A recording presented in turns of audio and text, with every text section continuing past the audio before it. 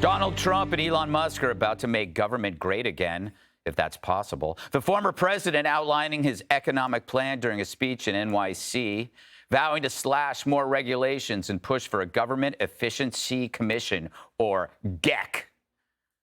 And it's helmed by Musk. At the suggestion of Elon Musk, I will create a Government Efficiency Commission tasked with conducting a complete financial and performance audit of the entire federal government. Elon, because he's not very busy, has agreed to head that task force. My plan will rapidly defeat inflation, quickly bring down prices, and reignite explosive economic growth. Kamala Harris will take more money out of American pockets. These are radical left lunatics, and you can't let them run your country.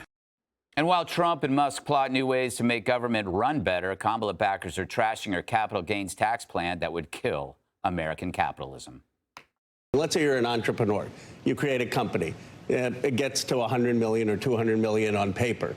Now, if you're taxing that, you're probably going to force that person to sell it. You really want the entrepreneurs to be forced to sell their companies to larger institutions and to decline in value? If you tax unrealized gains, you're going to kill the stock market, right? And it's going to be the ultimate employment plan for private equity, because companies are not going to go public because you can get whipsawed, right? Stunning confession from Mark Cuban, Jessica. He is a Kamala supporter, and he claims that this unrealized tax will destroy the stock market, but then he adds it's just a start. Doesn't look good for Kamala, doesn't it? I hadn't made that connection. I wonder if she will take these criticisms on board. Ro Khanna is actually a surrogate for the Harris-Walz campaign, so it is a big deal that he went out and said, I don't think that this plan is something that should be implemented, and even if you're earning, it's for people over $100 million, but that it's unreasonable, and maybe they'll go back and they'll deal with that. But she did roll out a plan yesterday that was widely praised across the aisle. Varney was loving the $50,000 in deductions if you're starting a small business.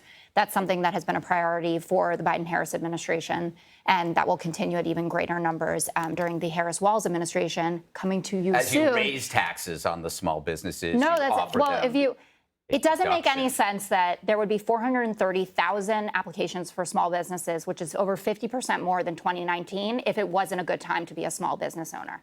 But today was also about Donald Trump's economic speech, and we watched a lot of it. And I would dare any of you to listen to his answer on childcare and tell me what the hell he was talking about. It was one of the more incoherent things I've ever heard. He thinks tariffs are going to pay for everything. We know that they're a tax on the consumer.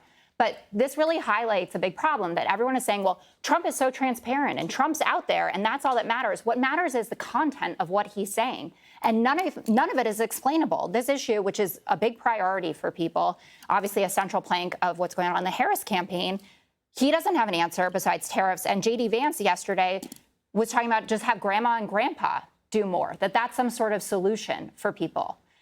He's going to have energy prices, drill, baby, drill, even though we're producing more oil than we ever have before, leading the world, more tax cuts for the rich, and tariffs are the only way that we're going to be paying for it. I think tariffs are designed to punish countries who subsidize but they don't work their that products. way. And no, for specific countries, they do. Look, I know. You know what? I know tariffs. I've dated tariffs. All right. Dana. I'll take that as a victory, by the way. You didn't deal with any of the content. You can have it. I'm not that interested in the topic. Okay. Okay, yes, sir. In this title for Musk, they have the word efficiency, which is the opposite of government.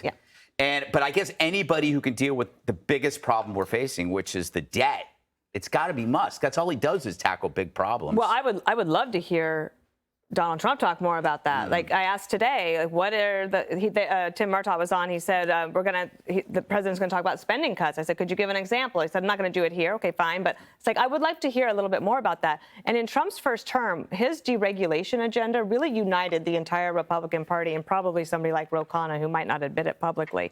So I think something like that is really good. Efficiency, Republicans love efficiency. And also independent voters, especially women voters, believe that regulations are something that are causing prices to go up. They're not wrong. So I think a little bit talking more about this is not a bad thing. I do just want to say that her idea on unrealized gains is so bad, it makes the price gouging one look good. Yeah, so true. You know, Judge Musk, he designs rockets. He built the most successful car company in recent history.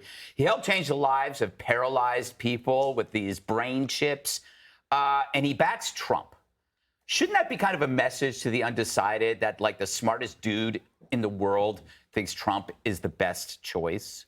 Well, if the undecided were smart, you would think that they would agree with that. But the truth is that most people would, except that when Elon Musk started talking about free speech and it didn't go with the left's agenda, then all of a sudden, irrespective of what he's done for the environment, irrespective of the electric cars, he's really not a good guy. But the bottom line is that neither Trump nor Musk play by the establishment rules.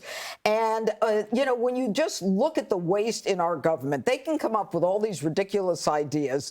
And I think that the unearned tax on the unearned earnings is just the second mess that she's made, along with the price fixing. All right, nothing that she said has been said to be a real success. But at the end of the day, the Department of Defense has failed in the last 6 years. All of their audits. They have a budget of $776 billion, and they can't get through an audit. They don't know where the money goes. And I think it's about time we had businessmen who looked at our government and tried to figure out where the money goes.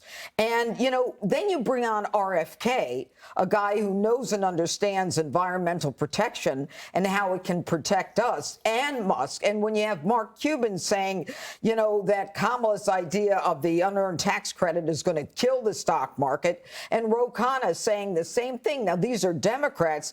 Then you realize it's simply about the numbers, all right? Kamala believes in government control, high interest rate, the cost of living is higher than ever, taxes are higher than ever, border crossings are higher than ever. You can't fake the numbers. Click here to subscribe to the Fox News YouTube page to catch our hottest interviews and most compelling analysis. You won't get it anywhere else.